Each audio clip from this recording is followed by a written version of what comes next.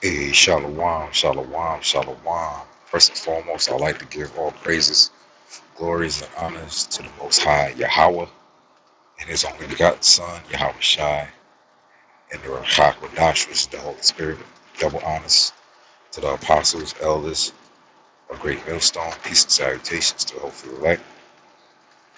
And brother, I now with another lesson to the Spirit and power of Yahweh Shai, Lord willing, is edifying. So, the hot topic lately, okay, is this unfolding conflict between the U.S. and Iran. And as of a day ago, uh, this thing took a turn in the right direction.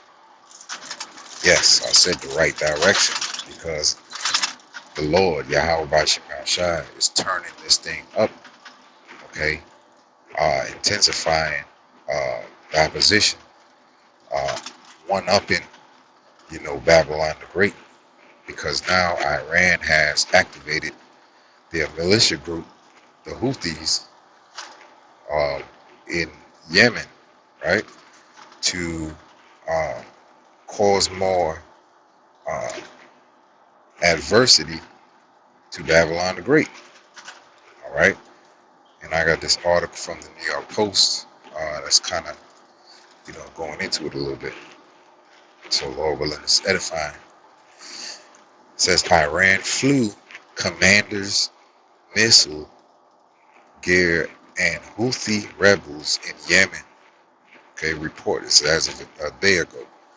Okay, it says Iran sent men and military hardware to its Houthi terrorist proxies before the group began attacking oil tankers in the Red Sea, partially closing the Gate of Tears Strait in the opening at a second front in the battle to keep crucial Middle East shipping lanes open. Right?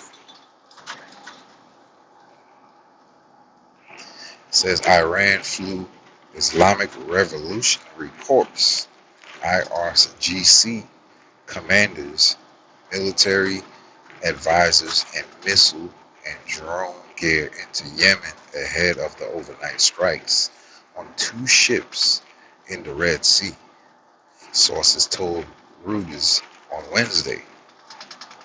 Houthis attacks and previous warnings issued by the group have already caused several ships to turn back along the critical trade route through the Bab-El Mendeb Strait, which connects the Red Sea to the wider ocean.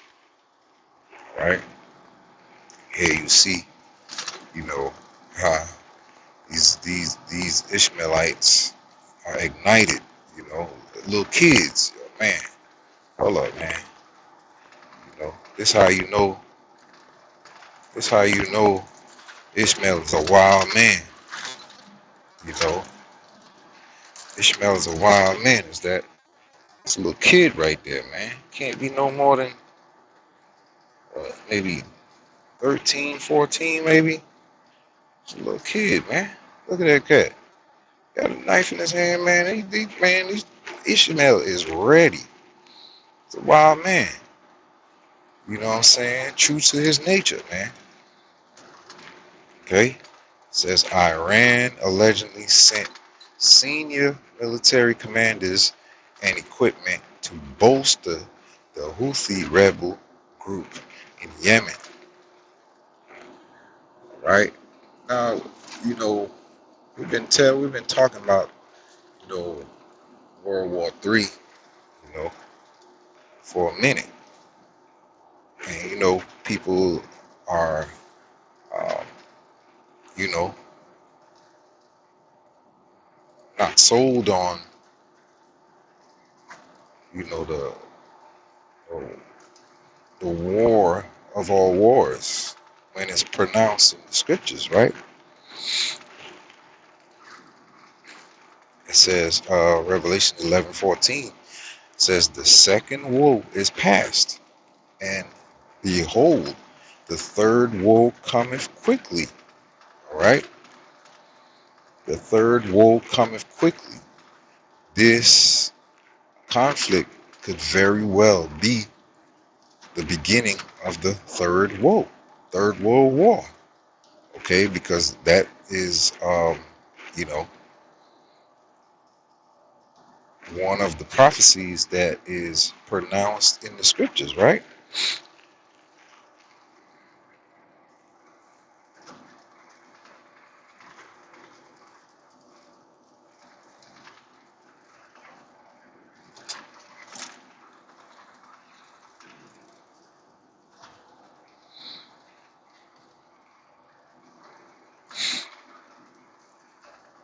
Let's see the head. Okay.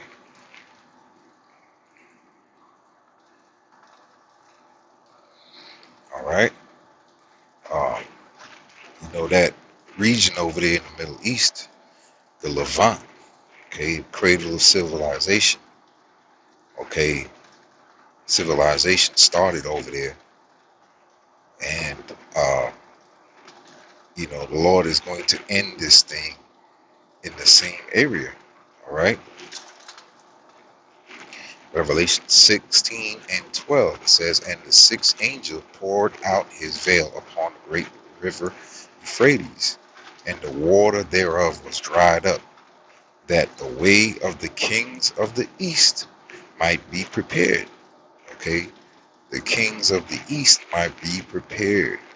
Okay, and when you look at the position of China, Russia, okay, and some of the players in the allies, so to speak, of Iran, a lot of them are in the east, okay, and the Euphrates being dried up, that riverbed is going to be used as uh, an entryway for the armies uh, of the opposition of Babylon the Great, which is America, to enter this war, okay. I'm reading in NLT. It says, then the sixth angel poured out his bowl on the great river, great Euphrates River, and it dried up so that the kings from the east could march their armies towards the west without hindrance. See that? Okay. It says, verse 13, and I saw three unclean spirits like a frog. That's not really what I wanted. Let's go down.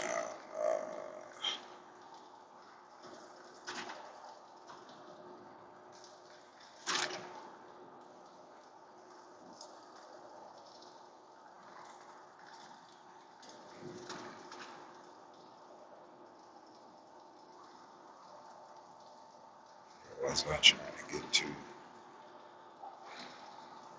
All right, we'll come back to this. I can just start.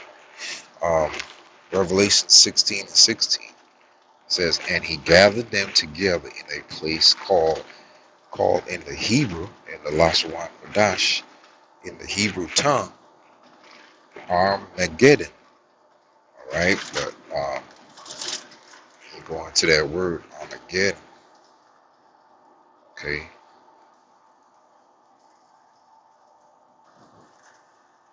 what's going on with this?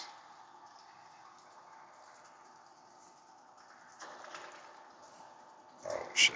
Now you want to trip, but you know, in the Hebrew, Armageddon transliterates to Harmagadwan, mountain of troops, right? Because that's what's going to take place over there in the Middle East, the Levant, the Fertile Crescent. A war is on the agenda for that place, and it's going to start there and travel towards the west over here in Babylon the Great, with the missiles being uh, launched, you know. But before that happens, this place is going to undergo uh, a very great transformation. chaos is going to ensue here because there are things that's going to take place because of the Strait of Hormuz and the Strait of uh, uh, El Man, what do you call it? I just learned the name of it, but it says the Gate of Tears.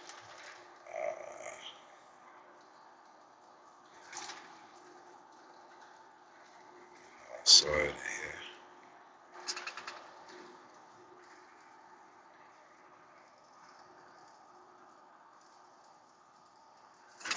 Okay, Bab-El Mendeb Strait, okay, which is on the other side of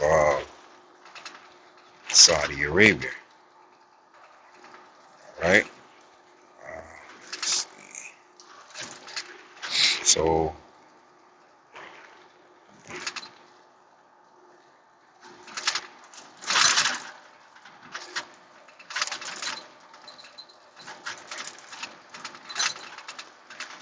put it up this way.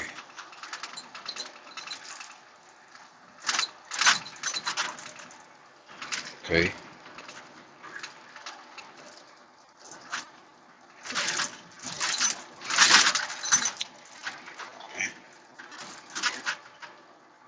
Okay, so you see where it says Red Sea, uh, Bab el Mandeb Strait. Okay, and that's the pinch point where the Houthis are right here uh, in Yemen that the Iranians just sent military men, commanders, and equipment to, which means they're bolstering this area because they mean business, man. They're not backing down. The Lord put the spirit on them to not back down and force their hand of these Babylonians, which is America, to up the ante, so to speak, right? All right. So now there's 2 points that you know these Babylonians are uh, at war with now. Okay. Now I just asked AI, quick question: if both the Strait of Hormuz and the Red Sea close, how will that affect America? Right? It says the closing both the Strait of Hormuz and the Red Sea would hurt America by causing higher fuel prices. Right? And as if it wasn't high enough, you have a lot of people complaining about high fuel prices already. Having to make choices of how what they're gonna eat on the daily because gas is so high already. Okay, it says global inflation. Global inflation. So not just America, the whole globe is going to suffer inflation and shrinkflation. Okay, and that's going to gateway into eventually hyperinflation, where something as measly as a piece of gum could go from 75 cents or $1 to $3 or $4 in one day. You know, um, tampons. Y'all ladies know what tampons. You, you use them all the time. That can go as high as $15, $20. You just gonna have to put a Kleenex. You know what I'm saying? Down there. Okay, it says major shipping delays. Yeah, because there's more than just oil from that region. Okay, that's coming.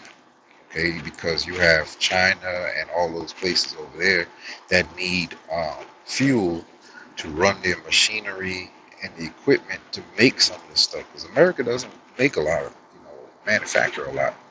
They buy, they consume, they get goods from everywhere else. Hey, well, that's what happens when you have a bunch of you know uh, working class people that just work but don't produce anything. All their goods come from somewhere else, right? It says even though the U.S. produces a lot of its own oil, it's still it's still it is still tied to world markets. Okay, it says higher energy and prices, energy, higher gas prices, world oil prices will go up a lot because a huge part of the global energy supply is blocked. Americans will pay much more at the pump. Costly goods, okay? Making and moving things will cost more, right? Because you have these ships, okay, that go to the docks. From the docks, they need something to transport the goods to get to your local stores, and those are what you call the supply chain um, legwork. These trucks, okay, these 18 wheelers you see with all these cargo containers, okay, and if they don't have gas, if gas is too high, they can't, um, you know, move these goods, man, and it's gonna cost a whole lot more for you because you're the end game, okay? You're gonna pick up the cost for all that, right? It says leading to higher prices for food and everyday items. Hey, food and everyday items are gonna be high as hell, as if they ain't high enough. Okay, U.S. exports help some. It says American oil and gas companies might sell more to other countries that need new energy sources, but this will not stop domestic prices from rising. See that? Domestic prices will continue to rise because who? Think about it. Who benefits from selling oil to other countries? It's not you. It's not the average Joe. Okay, especially you Jakes. I don't own no oil fields or oil equipment. It ain't y'all. You know, Esau owns that. Okay, it says delayed cargo. Ships carrying clothes, electronics, and parts from Asia and the Middle East must take much longer routes around Africa, right? They, which means they're gonna use up more gas, and it's gonna take longer. So, which means what? You gonna pay the price for it. Supply shortages. Stores in the U.S. might run out of certain imported goods faster, and shipping fees will go up. Woo! Hey, call all y'all Bashem and Shah Bashem Kakadash. It's a slow burn for this place, but it's gonna burn either way. Right?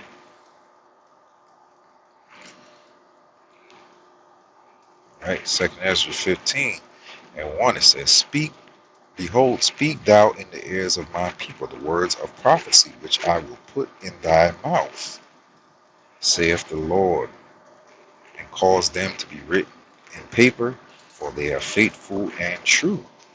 Hey, we've been speaking these words of prophecy. Hey, our elders and apostles of Great Millstone taught us to filter world events through the scriptures because the world events actually are prophecies that are coming to pass, right? Okay, the Lord put these words in our mouths to warn our people, okay? And the only people that have the ears to hear is the elect on this side, right? It says, fear not the imaginations against thee, because the majority of our people, 2/3 to be exact, are against us, right? Along with these other nations, because they don't want their kingdom, okay? Specifically Esau, they don't want their kingdom to fall. And we're speaking, okay, manifesting life to their downfall. Okay, it says, let not the incredulity meaning the unbelief of them trouble thee that speak against thee, for all the unfaithful, 2/3, shall die in their unfaithfulness. Right? Right? They're going to die in their unfaithfulness. Right? It says, Behold, saith the Lord, I will bring plagues upon the world, the sword, famine, death, destruction. For wickedness have exceedingly polluted the whole earth, and their hurtful works are fulfilled. Right? Hey man, they've been at it for a long time since the Greeks came into power, right? Okay, the Greeks came into power, and wickedness said wickedness multiplied upon the earth, right? So you know this thing will continue. We're gonna keep an eye out on it, and Lord willing, it increases, man, and we can get up out of here soon, you know.